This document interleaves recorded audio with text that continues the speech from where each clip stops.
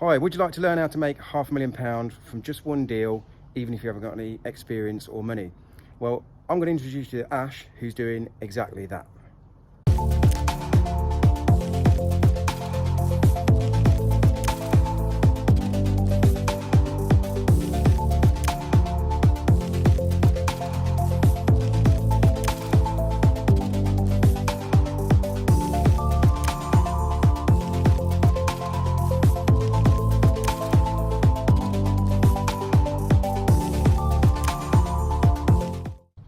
So this is Ash Kumar. He's a very good friend of mine, a mentee. And whereabouts are you from, Ash? So I'm from Wolverhampton, based in Wolverhampton, but my site currently is in Telford. Okay, so in Telford, so pretty much central to the UK. Lovely and sunny, lovely and quiet on site today. And Ash is going to tell us and the viewers basically the whole journey. So how he's found the site, how he's got it funded, and you know, the whole journey from start to finish. So, okay, so tell us about how you found this site. How did you come across this particular site? So I was just searching online, and I found this on Rightmove. Okay, Rightmove, yeah. Yeah. I think it was a modern method of auction. So you put a bid in. I put in a slightly higher bid in than the bottom kind of guide price, and the offer was accepted. Okay, well, first time? Well, yeah, we negotiated a touch. Okay. But pretty much once we started speaking to them, we were able to do the deal quite quickly. Okay, so I mean, this is I get asked a lot of questions about how do you find your plots, and I teach many different ways to find your plots. But you know, again, here's proof that you don't need all these secret tactics to go and find land. Sometimes it's just a simple search on Rightmove and putting an offer in.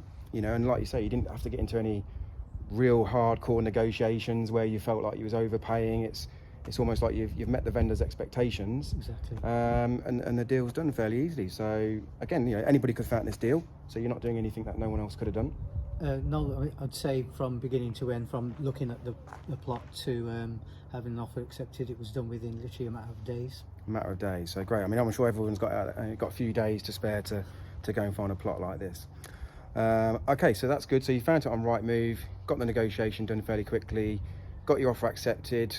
What was it like when you got your offer accepted? Was it a bit sort of, now what?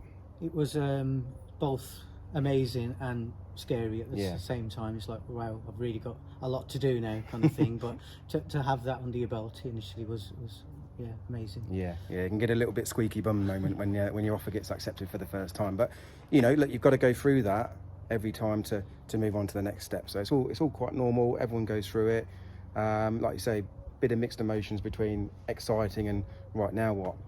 Okay, so let's talk about funding, because maybe that could have been part of the reason where you sort of thought, now what? I've now got to work out how I'm going to pay for this site. And what did you actually pay for the site in the end? It was around about the 400 mark. So around about 400,000.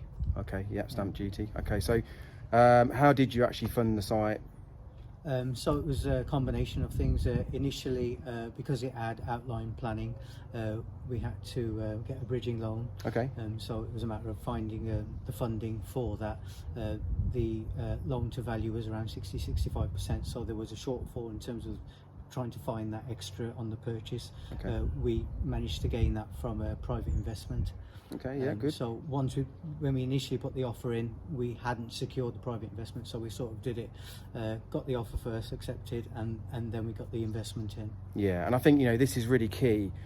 If you sit there and wait until you've got the money, you're going to have deals that are just going to pass by you, or you're probably never going to put an offer in because you haven't got the money. Do you know what I mean? So people say, what's it best? Is it to find the deal? Is it to find the money? I think find the deal, but keep always looking for the money.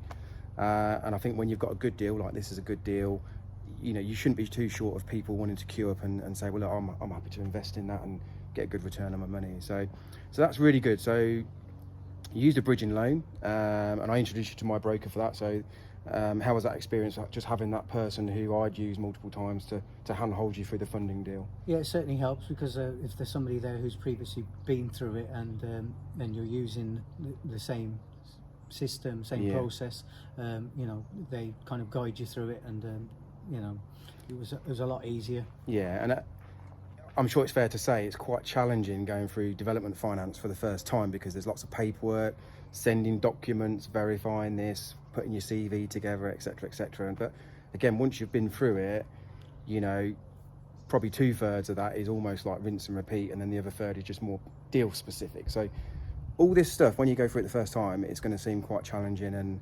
testing, but yeah, once you've done it a couple of times, it's just like anything, you know, it becomes pretty easy. So you talked about private investment. How did you go about finding some private investment? So the first thing I did was I wanted to make sure that I was coming across in a professional way.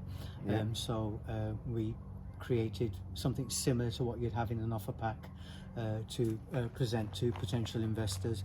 We had CGIs made of the development. We had So they're like the computer generated images. So that's what the development would look like when it's finished, isn't it? Exactly right. And we had videos made again of the development. So when we spoke to potential investors, we were able to sort of put across what it was that we were doing, and to be fair, they were massively impressed with, you know, what our plans were. Now, if we just come across and say, "Can I have a couple $100,000?" You know, what's it for? The legitimacy really isn't there. But you know, we were able to sort of prove which way we were heading and shown that we'd done the due diligence and had done the homework, and we knew our figures. Okay. We presented those figures to the investors. So knowing your numbers is definitely key.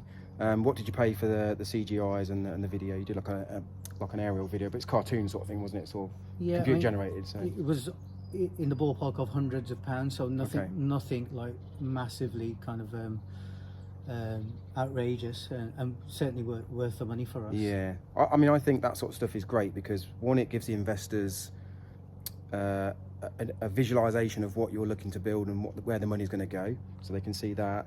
I think secondly, it would give you more confidence talking to an investor. Yeah. Like I say, having something to show them and say, well, look, this is what we're looking to build, this is what it's going to look like when it's finished, gives you that, just gives you more structure to be able to sit in front of investors and talk about asking for money. Yeah. And what was it like when you got your first investment? Was it, you know, again, was that sort of relief that you can move forward, or was it, you know, did you feel sort of quite humble that someone wanted to invest in you? I mean, it was a lot of emotions really. Yeah. First of all, it's relief, you know, because you think you're going to be able to actually put it into practice. And secondly is that, you know, the fact that you presented it in a certain way and they were really kind of like, you know, they're throwing their money at me at the end kind of thing. It's like, wow, you know, you're doing this. So yeah, it gave me a lot of confidence to say that, you know, if we can show, you know, if somebody's prepared to part, you know, with a significant amount of money, they must have, we're talking six figures. Yeah, exactly right. They must have a figures. lot of faith in what you're trying to do, and in its own way, it gives you kind of confidence to be able to go forward and take it to its end. Okay, I mean, what's your mindset on money now? Because when people come into developments and they haven't got any money, their mindset is there's no money. Where am I going to find the money? I mean, there's still the same. In fact, there's more money now than what there's ever been because the government's been printing it all over the world, and it is everywhere. And I think get a good deal, position yourself, the money can come to you. But because you've raised private investment, gone through bridging, switched over to development finance, has it just given you the confidence to say, well, yeah, do you know what? If I find another deal, I've got no reservations about being able to fund that. Yeah, absolutely. The whole mindset has changed in terms of it was something that I thought was a barrier. Now that I've been through the process, it's not something that I'm even concerned about. It's just a process that I have to go through. You present yourself in a professional way and in the right way, they will come to you. Yeah, I find money is like buses, where it takes you probably quite a while to just maybe get 50 or 100,000 pound, and then before you know it, 3 or 4 investors all come at once because you've been putting the work out there and the time. It's almost like they've had a bit of thinking time, or they see somebody else invest in you and they don't want to miss out. And then, all of a sudden you've probably got too much money, which is, is worse problems to have, because you can either use that to fund the deals or you can use that to fund another purchase. Lots of different ways to do that. So that's really good that you work in private investors, because, ultimately that's a win-win. You're giving them a better return on their money. Yeah. It's allowing you to go and be able to do your developments. Okay, you're giving away a little bit of your profits, either in interest or profit share, but 50% of something is better than 100% of nothing. There's no two ways about it. Okay, so tell me a little bit about what was on the site, the planning, and then we'll just show the viewers exactly what you're building. Okay, so this site had a bungalow over here, which you can see. Should say that's the existing bungalow, yeah. There was an extension on the end of this. and then there was a detached garage over there. It had outline planning for 3 detached houses and 3 stories. yeah, 3. I think it was originally 2 stories, Oh, was but it? we were Okay. able to change things in planning to get a bit more square footage. So that was something that you did. You went and changed the planning and Exactly got right. Okay, so that's key as well. You know, if you can squeeze a bit more out of the development just through you know, good planning, working with a good architect. I mean, you've got a great architect, haven't you? Which is key to have a good power team. But yeah, it's allowed him to squeeze a bit more out of the deal and build a bit bigger house on the same sort of footprint. Exactly right. Yeah. Okay, so I mean, look, there's the houses. So we've got this one. Is this plot 1? That's plot 1, yeah. Plot 1. So this one's it's all rendered. Scaffold's just about to come down there. So the windows are in. It's all plastered already. So already the internals are pretty much ready for second fixing. This is the existing bungalow, which Ash has already started refurbishing inside. And then you've got, is that classed as plot 2 or is that classed as plot 3? So bungalow is just a bungalow. Just a bungalow. Okay, so plot 2 is the next house down. And plot 3. And plot 2 is pretty much at the same stage as this one, but it's got the scaffold down already. And then at the one at the end, plot 3 is just about to have the windows put in, rendered, and then the scaffold can come down. That's right. And they've got a couple of little garages on here where the brickies have just got gables to do, and again, just a day for the roofers to come in and get the roofs done. And then, you know, it's really, the site will really start clearing up, won't it, with the scaffolding. And then all your big bulky materials are going to be gone as well. I've got like roof tiles here, so the forklift will go as well. That's going to be gone. And then all of a sudden the site really comes together pretty quick. So people watching this, a lot of people are going to want to get into development. I know they want to get into development and they haven't got any experience. So one of the things you've done to position yourself with this is you've gone and done an SMSTS course. So it's like a site manager's safety training scheme. That's right. I mean, again, it was on my recommendation, wasn't it, to do that, not just for the qualification, but to have an awareness of responsibilities, health and safety, you know, just running a site day to day with your roles and responsibilities. And again, I think that would help with investors. Yeah, certainly. If they're like confident that you're going to be on Yeah. site and you're going to be managing and making sure that everything's running smoothly with regards to health and safety, obviously, Yeah. as well. You know, they're going to be a lot. And you happier. did yours online, didn't you? It was during COVID, so it was During all, COVID, okay, so it was all online, yeah. Yeah, So, that's right. you know, again, you know, most people in COVID sat there doing nothing with their lives, just sort of feeling sorry for themselves, you know, not being able to do anything. And Ash took the opportunity to say, well, look, I'm going to invest in myself. I'm going to educate myself. I'm going to do what I can do within the parameters of COVID. You know, That's whereas right. other people have been like, well, I can't do that because I can't get to anywhere. Mm-hmm. But the SMS, would you say that's been really useful on a site like this? It's been massively useful. Yeah. Yeah, definitely. So me and my sons are SMSTS as well. I mean, it teaches you everything, doesn't it? Working at heights, risk assessments, just plant machinery moving about, excavations, hazards, operating, you know, even handhold tools, PPE, welfare facilities. I just think it's a good thing to do. One of the good things I learned from you, actually, Ash taught me this, was you could get a £5,000 grant. Is it just for tools, or is it anything for sort of starting your own business? It was restricted with regards to what you could purchase, so it was anything that was related to either IT or that was going to support your business in terms Okay. of like, it was tools Yeah. in my case, yeah. Yeah. Did you buy a disc cutter or something like that? Was it? I bought, steel saw, Still saw, yeah. whacker plate, Whacker plate, yeah. breaker, Breaker, yeah. and yeah. a fantastic laptop as well. And a fantastic laptop. So, you know, look, we're always learning, you know. And when Ash told me about this, I thought, well, that's really valuable to be able to get £5,000 grant to kickstart your business or your development and something like that. So, and again, you get to keep those because it's a grant. It's not That's like you've right. got to pay it back. But that's very useful. So, tell the viewers, Ash, a little bit about your background, what you was doing before this development, and maybe, you know, where you've actually come from to get to this far. So I was a teacher for around 10, 11 years. So nothing to do with a building game whatsoever? Not with regards to what I was doing. I was a business and IT teacher. Business and IT teacher, okay.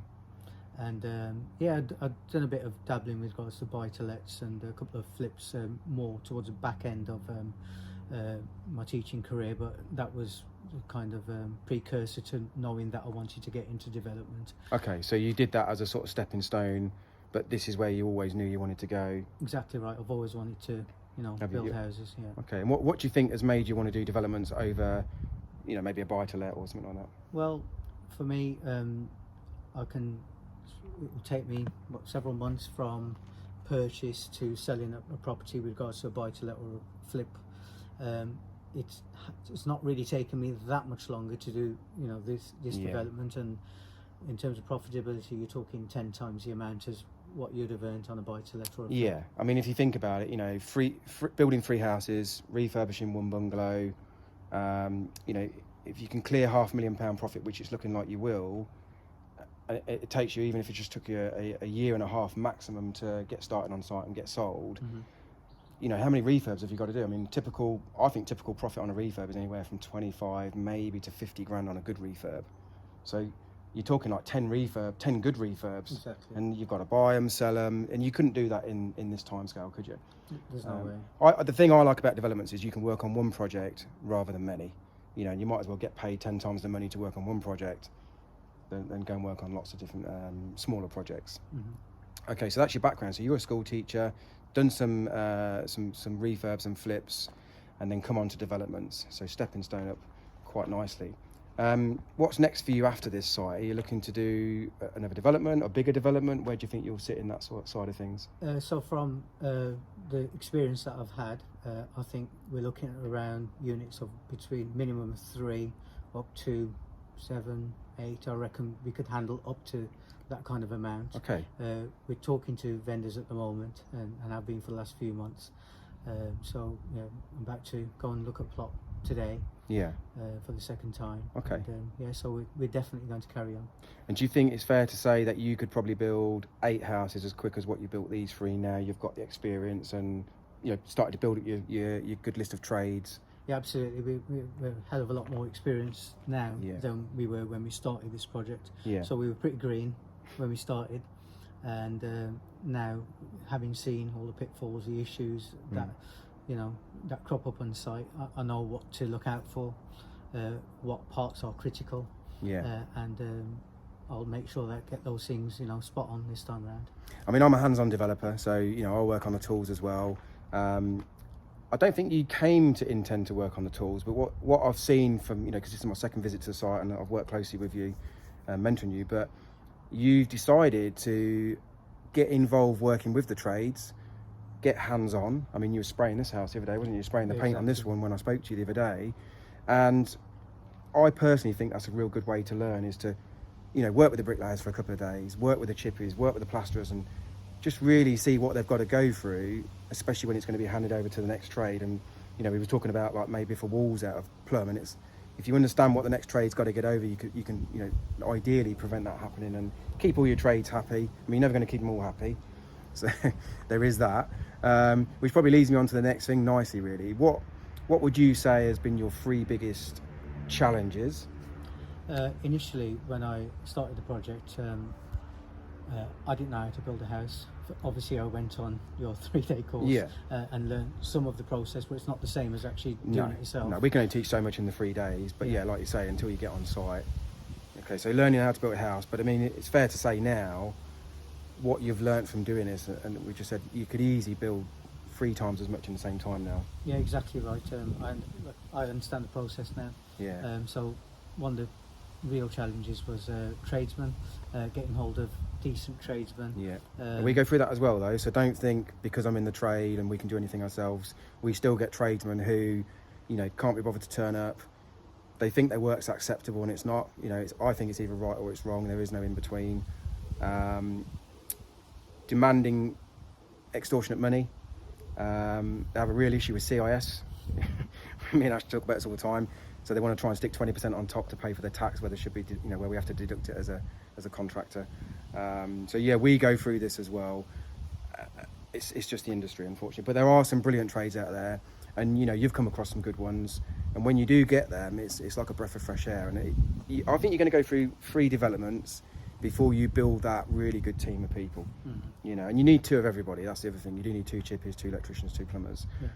Just because some people get busy or whatever, but eventually you will get a really great team. You're never going to get it on your first development. You're always going to get a couple of people where probably just not quite happy with their attitude, turning up for work, taking on too much work is quite a common one. So not knowing how to build a house, but that's easily learnable because it's a system and process. Trades would be your second one. What would you say would have been your third one? Challenge? Just certain parts of the process which I just didn't realise were as critical as they were. So like the sequence, more so to speak, like utilities and that sort of thing, like timescales, would you say? Timescales, to be fair, yes, we are behind schedule, but you know, COVID, isn't there? So you say you're behind schedule. I personally wouldn't say, if you are behind schedule, I certainly wouldn't say that is anybody's fault at all at the minute, because materials are really hard to get hold of. Yeah. If sometimes you can't even get them. So getting certain materials on site on time can be a real challenge. I mean, we've just got our bricks on site a couple of weeks ago, but we ordered them last year. Mm-hmm. We've got bricks coming in September for another site. We ordered them last September.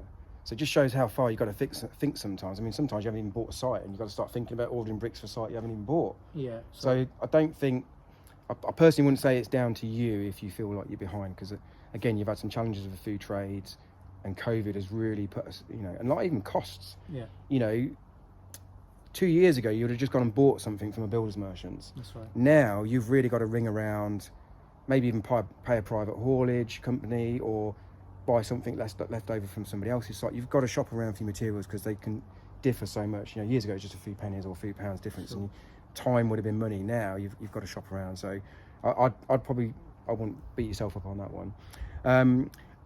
Challenges. I know one of your challenges that you did have was 2 weeks before Ash had to complete on the site, and it was like a time thing, he had to complete on the site. That was when you had to fund it and you didn't have the money. So that would have been a challenge.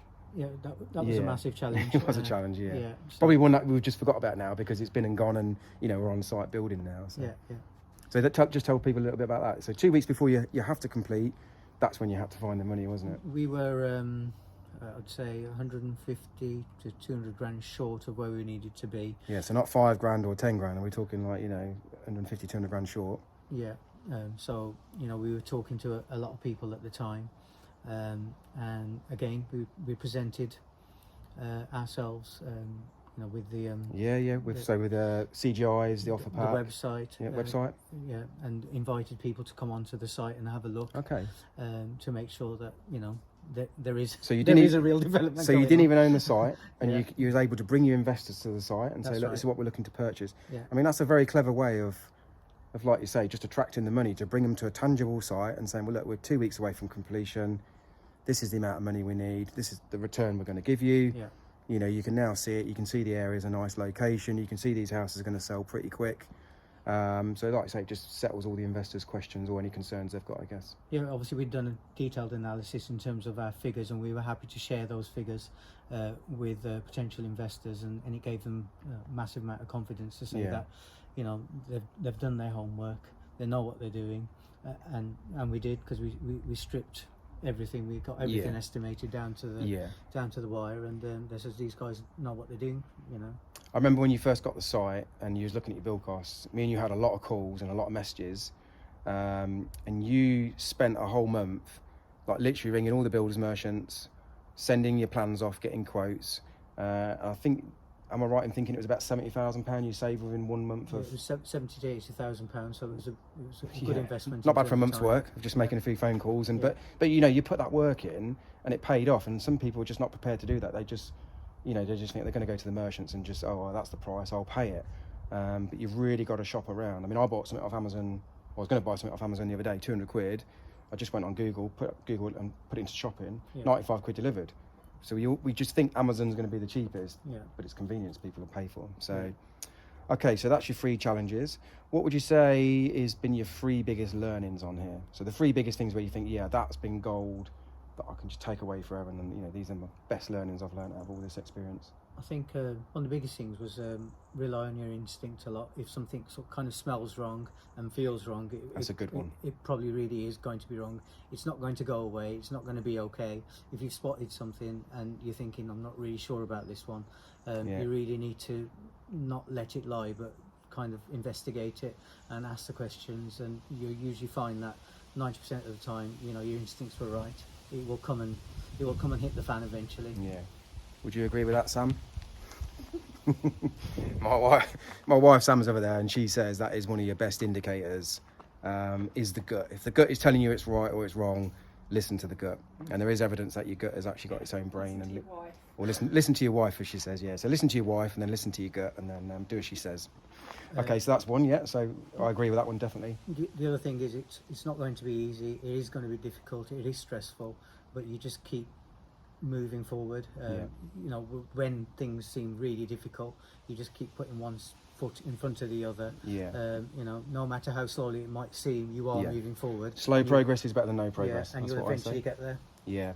And again, you know, I would definitely agree with that. I think with whether you've got a job, whether you run your own business, whether you're a tradesman, property investor, school teacher, whatever you do, you're going to get a load of crap from your job.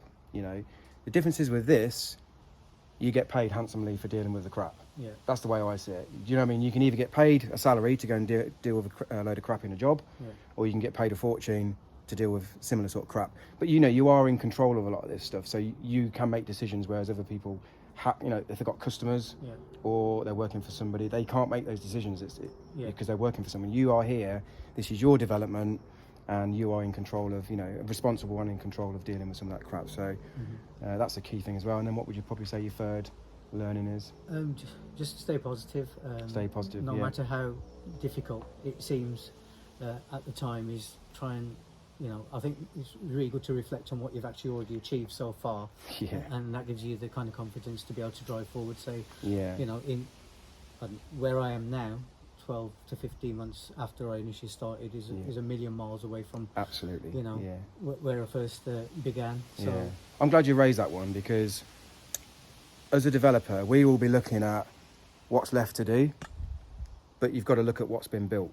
You know, you've really got to reflect on how far, like Ash says, you know, 15 months ago when he found the site and started buying it, and he had to go out and raise the money, take it through planning, get started on site, you know, clear the site and get it all built, is a phenomenal way to look back. And I know, like, you know, the other mentees that have been following you and worked with you on the same journey, every single one of them has got a huge amount of respect for you taking on a project like this. I always say to people, start small, you know, ideally one house.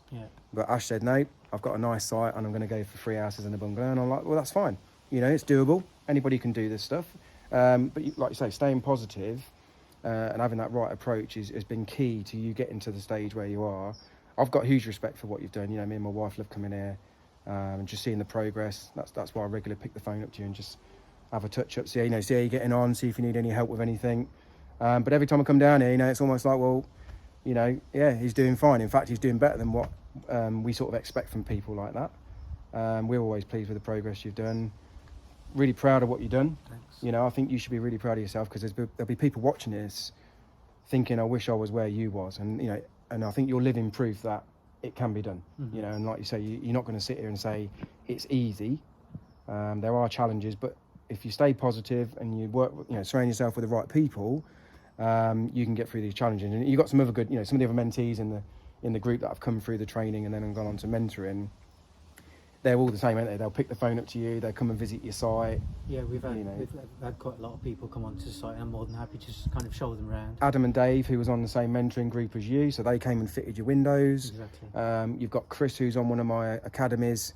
He's come here and done all the plumbing for Ash, and he's bought his plastering mate. Is it his relative or his friend? They've got friends. Yeah. Friend. So he's brought the plastering guy in for Ash as well. So, you know, we sort of build this community where people, you know, can't wait to sort of help each other on their journey. And, you know, Chris comes down here, spends some time with you, gets to learn a little bit more about developments, inspires him to say, well, yeah, you're a bit further away from where I am.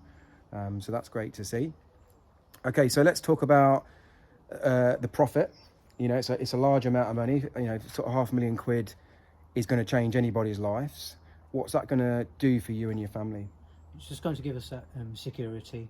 I've spent most of my life worrying about money, making sure that, you know, the bills are paid. Which is silly, because, you know, if you think about it, you had a high, you know, good paying job as a well teacher paid, where the money comes in every week or every month, and you're worried about it.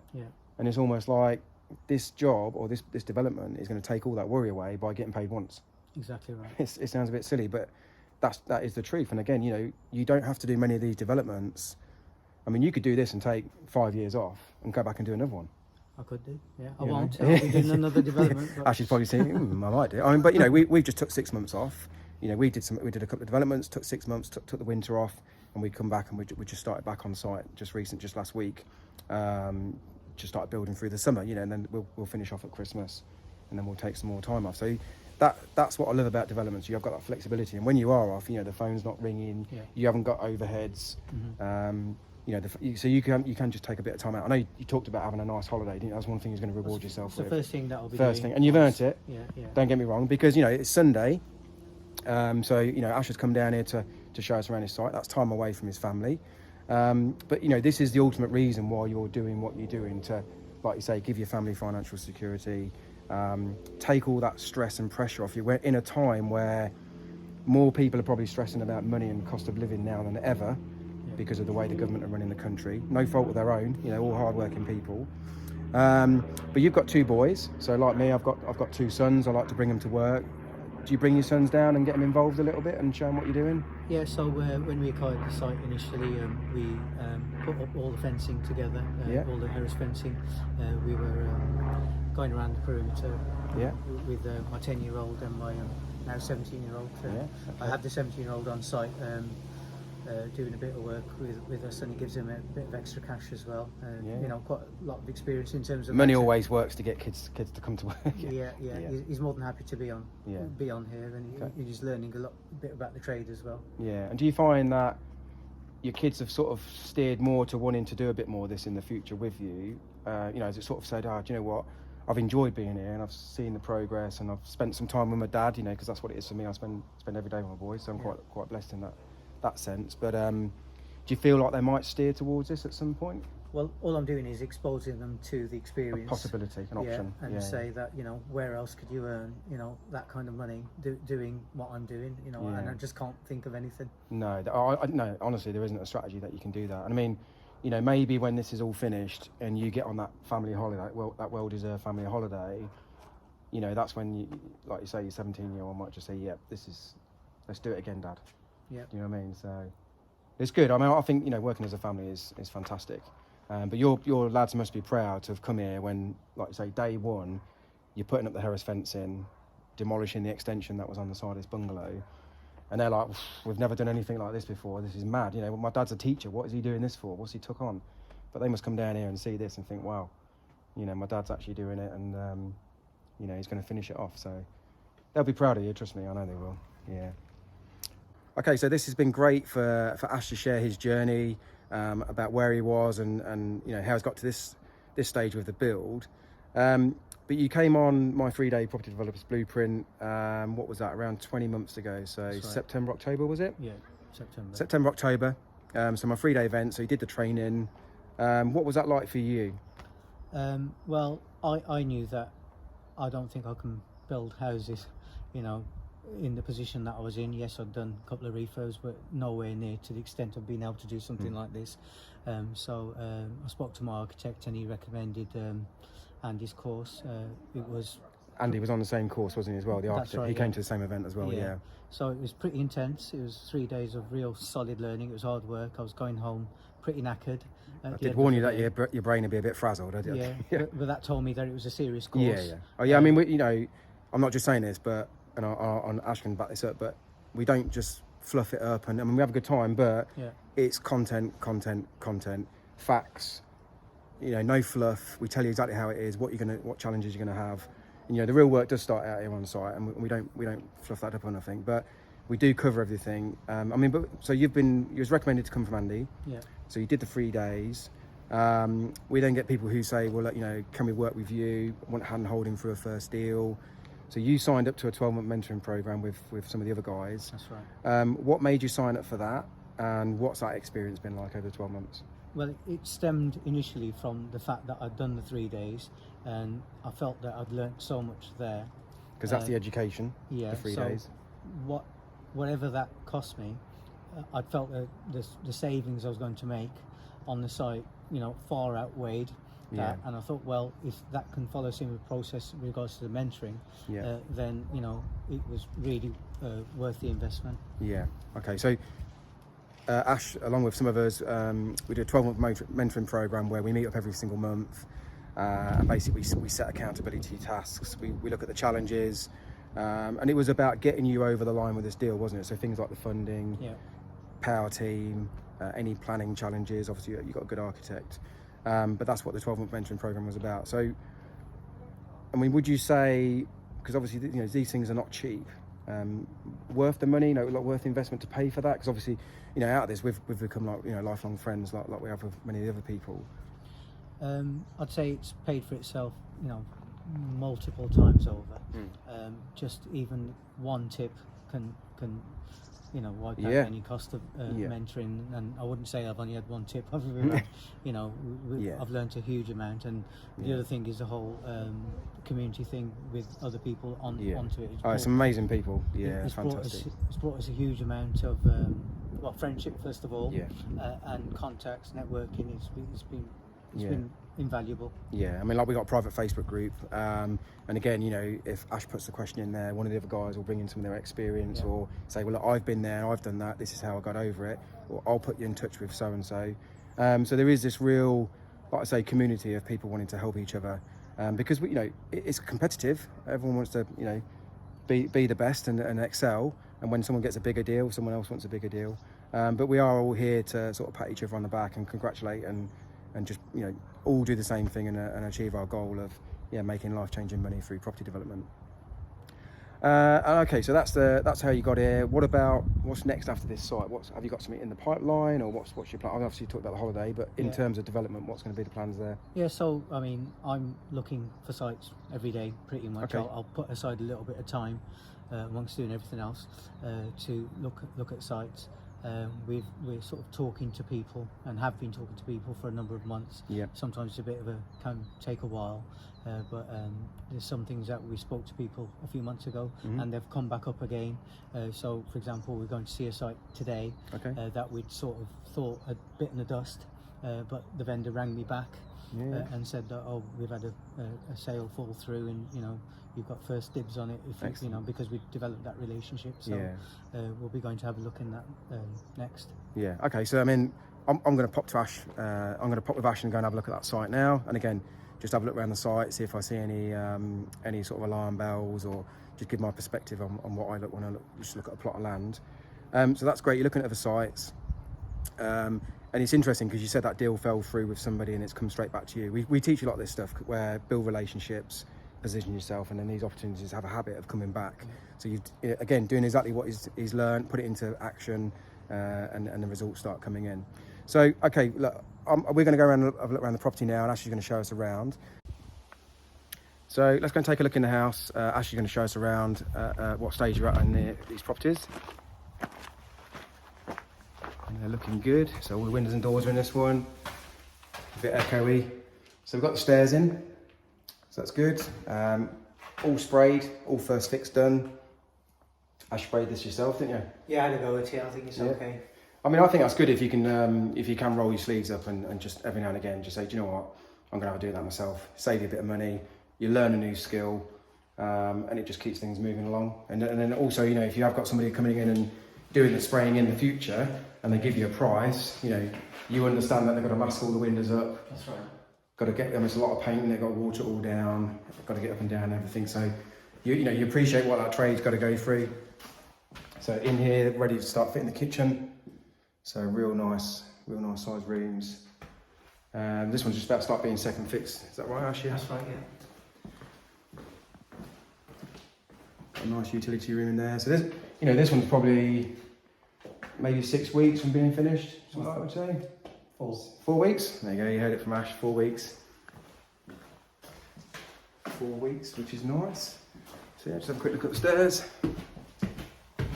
It's nice when they get to this stage because they're all, all the rubbish is out, and you start sort of really putting it back together. One thing Ash has done on all of the bedrooms is he's got really big wardrobes. It's a good selling feature. So nice big wardrobes, en suites as well. So these sort of things add value, and when you've got kids who probably going to be living at home a lot longer than what they used to years ago, to have en suites on most of the bedrooms and big wardrobes is a real good selling feature, because it gets expensive for people to move, and people don't move as many times now like they used to years ago. All these have got a study as well, is that right, Ash? Yeah, there's a downstairs study as well. People want to work from home. And what are they, 5 bedrooms or 4? It's 4 bedrooms. Oh, yeah, you've got a big bathroom in here, haven't you? Yeah. I'll just show you in here.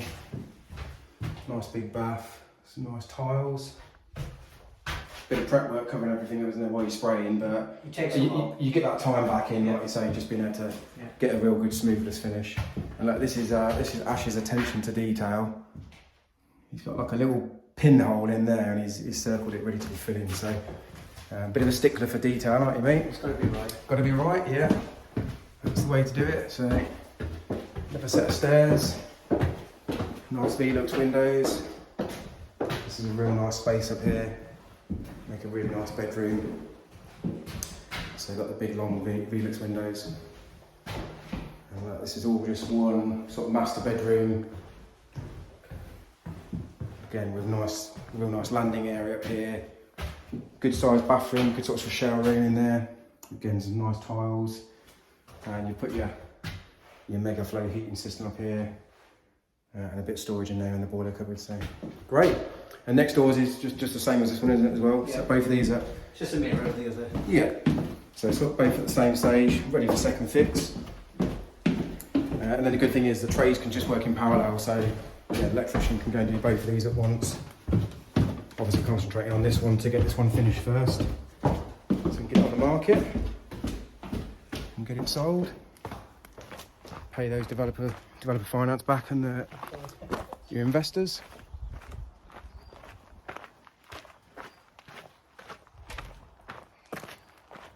We'll just show you in the bungalows. This is being used as a site office at the moment, just because you've got all the welfare facilities in there. So you can see he's got all his plans in there.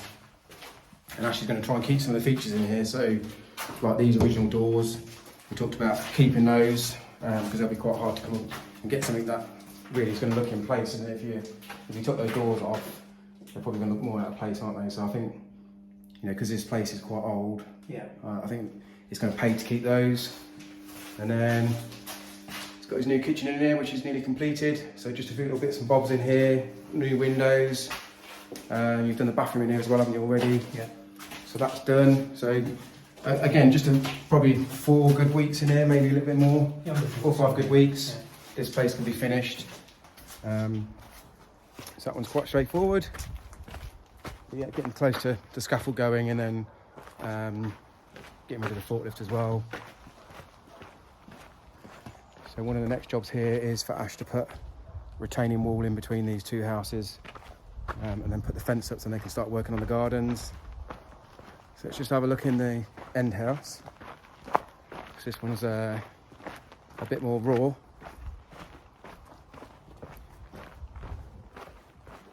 So he's just had the floor done on this one. Just had the flow screed done. So again, when they get to this stage, it's quite nice because all the floors are clean, all the mess is out the way. It's gone for the posi joists, so we're just about to use these on our next build. Really good for plumbers and electricians. Bit sharp on the old hands sometimes, but simplicity of feeding cables, pipe work, ducting, anything like that. It just makes life a lot easier. So yeah, nice big open plan. And this one's got double doors going in, isn't it? The first part didn't have these. So linking the lounge and the dining room together. Your windows are coming in, another week or so? Week and a half, something like that, yeah? So again, windows will be in this one, and then this one will be watertight. Get the rendering done, and then start getting in here and finishing this one off.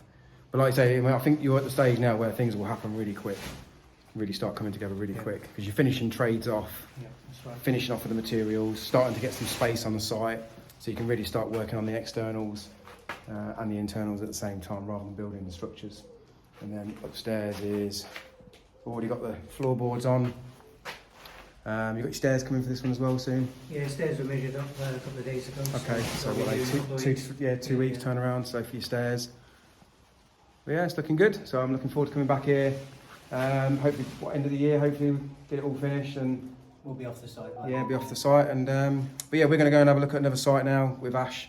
How far away from here is that? Say 10 minutes. 10 minutes, right? Yeah. So again, this is the key thing, to keep your sites local, so that you're not going all over the place, you know, because there is a chance that Ash may even start that site before he finishes this one. And if you've got any materials left, you can literally just take them from one site to the, like the Harris fencing, Yeah, for exactly. example. And you almost use your next site as your storeroom before you start, you know, clearing this one up. So it does pay to just stay everything quite local and centralised.